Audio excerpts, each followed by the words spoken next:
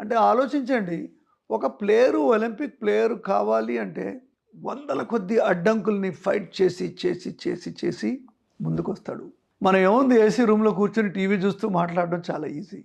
ఇంకా అసోసియేషన్‌లు, డిస్ట్రిక్ట్ లెవెల్‌లో గెలవాలి, స్టేట్ లెవెల్‌లో గెలవాలి, నేషనల్ టీమ్‌కి సెలెక్ట్ కావాలి. ఒక చిన్న ఇంజ్యూరీ అయితే మళ్ళా ఒక సంవత్సరం బయటికి వెళ్ళి వస్తాడు. మళ్ళా తిరిగి నేషనల్ లెవెల్‌కి రావడానికి చాలా కష్టపడాలి. ఇండియా లాంటి కంట్రీస్‌లో ఒక మంచి లెవెల్ నుంచి ఒక డ్రాప్ అవుట్ అయ్యాడంటే అథ్లీటు మళ్ళా అక్కడికి చేరడం చాలా కష్టం. ఎప్పుడు మనిషి మంచి లెర్నింగ్‌కి ఎదురవుతాడు? 18 ఇయర్స్ 18, 19 ఏళ్ళకి అర్థమవుద్ది. ఆటలో ఉన్న మెలకువలు, rules and regulations, performance enhancement టాక్టిక్సు ఇవన్నీ అర్థం కావడానికి 18, 19 ఏళ్ల వయసు అంటే మంచి యుక్త వయసులో వచ్చినప్పుడే ఇవన్నీ అర్థమవుతాయి. అదే టైంలో చదువు అడ్డం వస్తుంది. ఇంజినీరింగ్‌లో చేరతావా? మెడిసిన్‌లో చేరతావా? లాలో చేరతావా?